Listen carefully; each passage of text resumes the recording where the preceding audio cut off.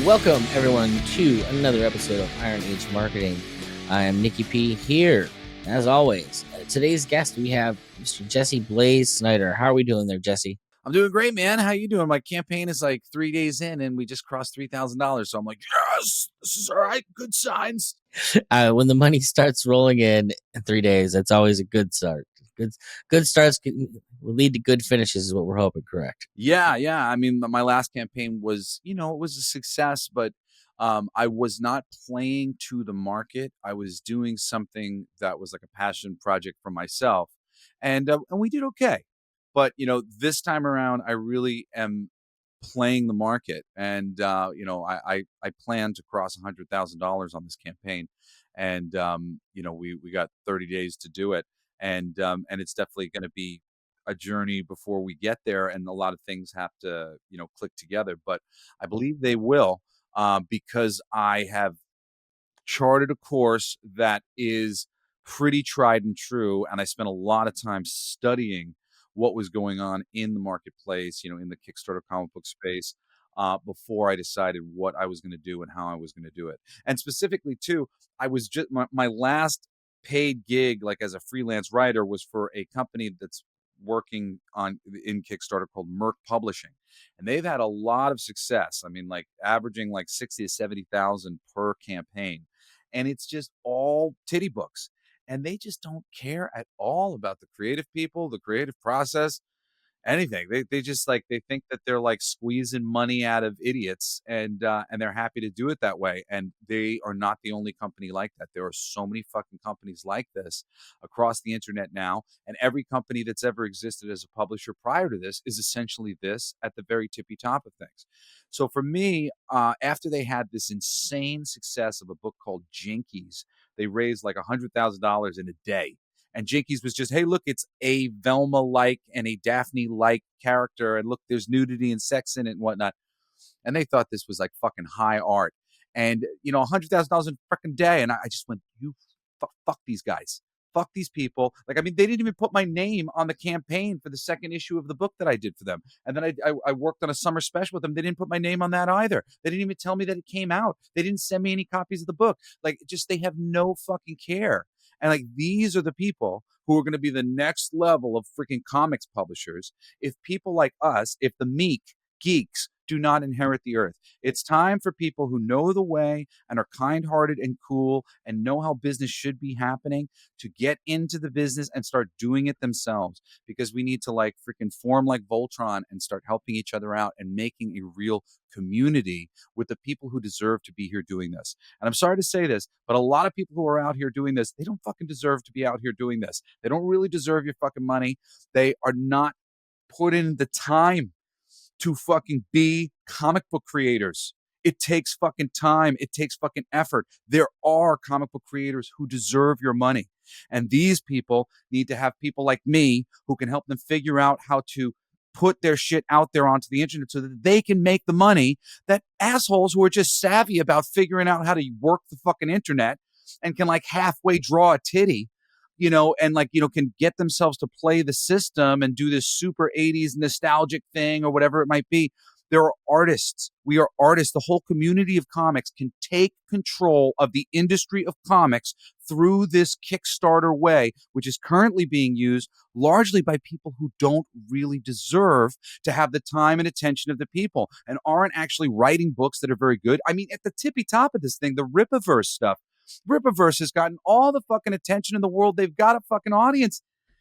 And that guy's not a very good creative person.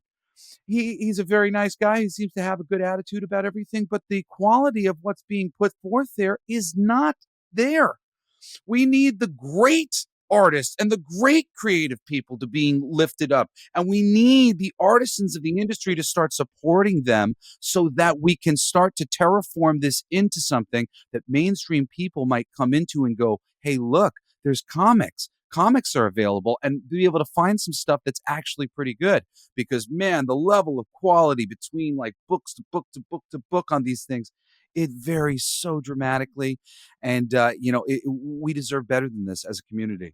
Well, and I don't. There's only one comic book that Rippaverse is intending to put out at some point that actually interests me, and that's Bloodruth, because I'm a horror comics guy. It's the only thing that looks up my alley. That's more of a, I have my own personal tastes. But the reason I think that we're in a situation where Eric's doing what Eric's doing is that for so many people, and creatives especially, the idea of marketing, it's a dirty word. It's like, oh, I don't want to do that. Like I'm going to be a slime ball.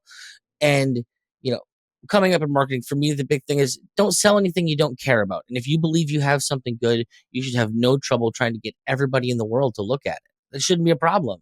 You believe in it. That's absolutely 100%. And can I just say something about that slime ball thing? Because like I feel that 100, like 100 times worse than anybody because I'm fucking D. Snyder's son, Mr. Rockstar, whatever. Like my father can't freaking bankroll everyone. I don't have my hands in his pockets.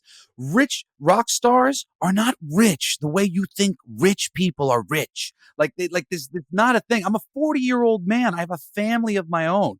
You know, there's no relation here as sort of financial whatever, but the assumption is like oh, you but meanwhile, the only approach that exists is boots on the ground, 1-to-1. They've locked up all the social media unless you're willing to pump money into Facebook or money into Instagram, money into any of these things. There's no virility to your space. I have other ways now that I'm managing to kind of get the word out for myself. But even as a podcaster, which, like has been getting more and more successful, it really takes a level of success to be able to have enough of a percentage of the people who are listening to a podcast, which is very detached. Most people are listening to a podcast in the background. The idea that they might come back around and buy your product or like there is definitely like it takes a while. You have to have a big audience. Well, and that goes with any kind of advertising. Like personally, I look at podcasting as advertising. And then you have to look at what is a good rate of return. Like what is, if you have 100 people listening, how many of those people could you actually expect to buy? And people have, I think, unrealistic expectations of what a listener to a buyer is. Like if you can get 3% of the people to actually spend money on you, that's not a bad deal. Like you're doing pretty good. So unless you're taking the time to build up a very massive audience, it's difficult to make the sales necessary. Like if you could sell 50%, like that's unheard of. It's ridiculous. Like how does everyone listen to you loving what you're doing? Well, yeah, and everybody's shooting for the huge group kind of thing. But the biggest thing that I learned from Merck Publishing was they were making that 60 to 70,000 off of an average of 860 people.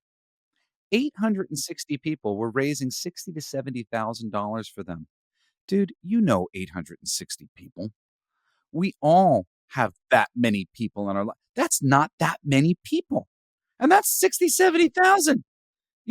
Half of that let's say you got 400 people and you're playing the system and the Kickstarter system and all these things, it's definitely a little bit of a game.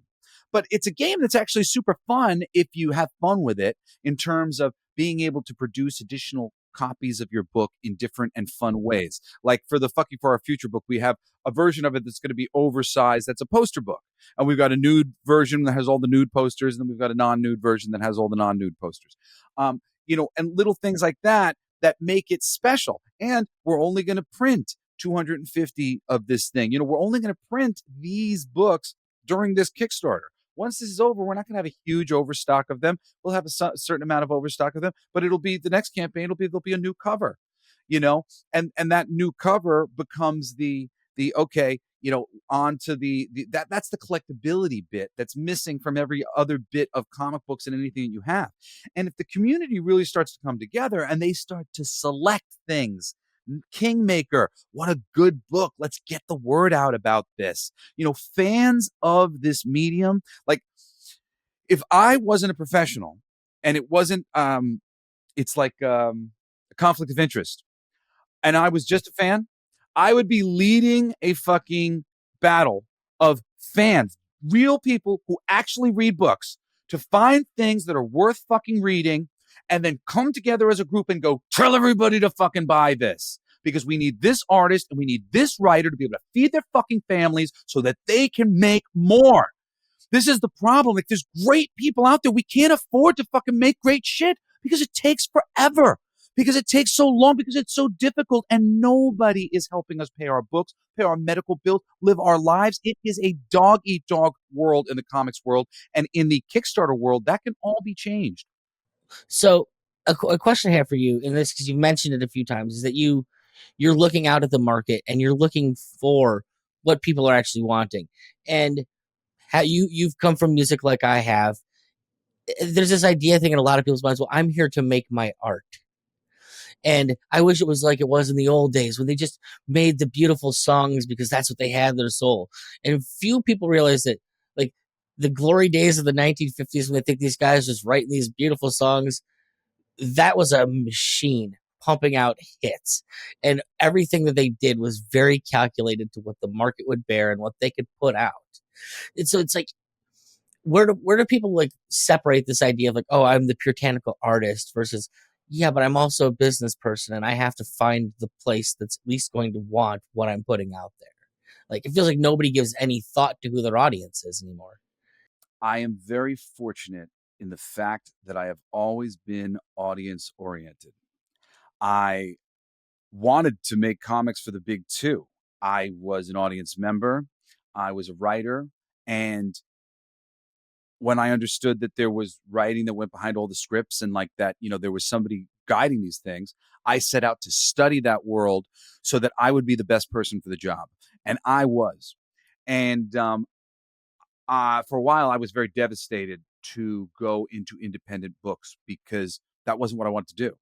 I wanted to honor all of these creators who I adored, and I wanted to do this thing. I had ideas about things that I wanted to do independently, creatively, or whatever, but that wasn't really my passion.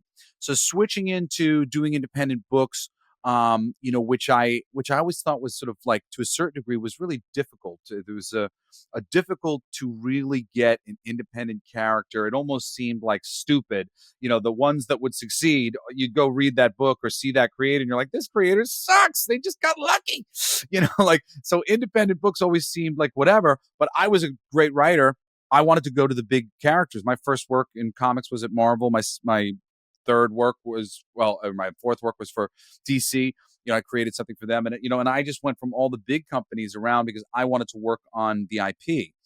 But let me tell every single person in the audience right now, break yourself of this fucking bullshit about you're the only fucking person in the room and I gotta go fucking write a story about me and my experience. Fuck you. Fuck your fucking experience. If you are in the arts for this, you are not an artist. You're an egomaniac. That is not art. Art is love. Art is loving people. Art is loving things. You're not writing about you. You're writing about fucking being a fucking lumberjack, and you're writing about being a fucking super spy, and you're writing about being a ninja, and you're writing about being a mom, and you're writing about being a father.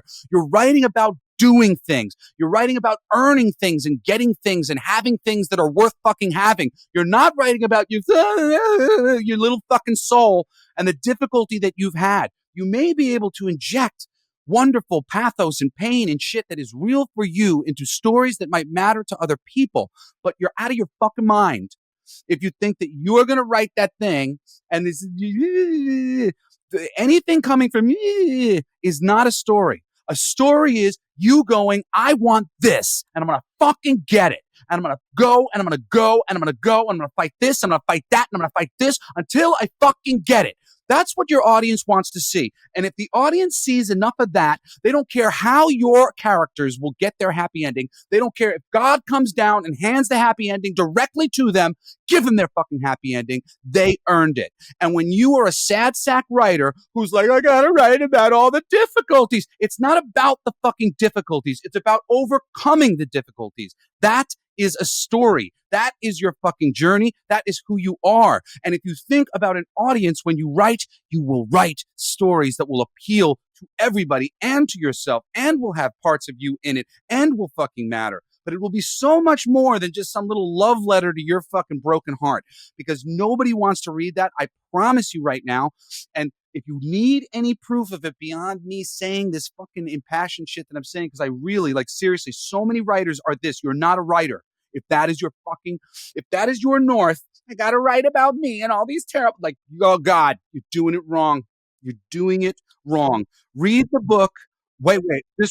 Last. Read the book Wired for Story. Wired for Story, and you will find out that we are cavemen, and we are not caring about your dialogue and about all your snappy little bullshit that you're putting into your story.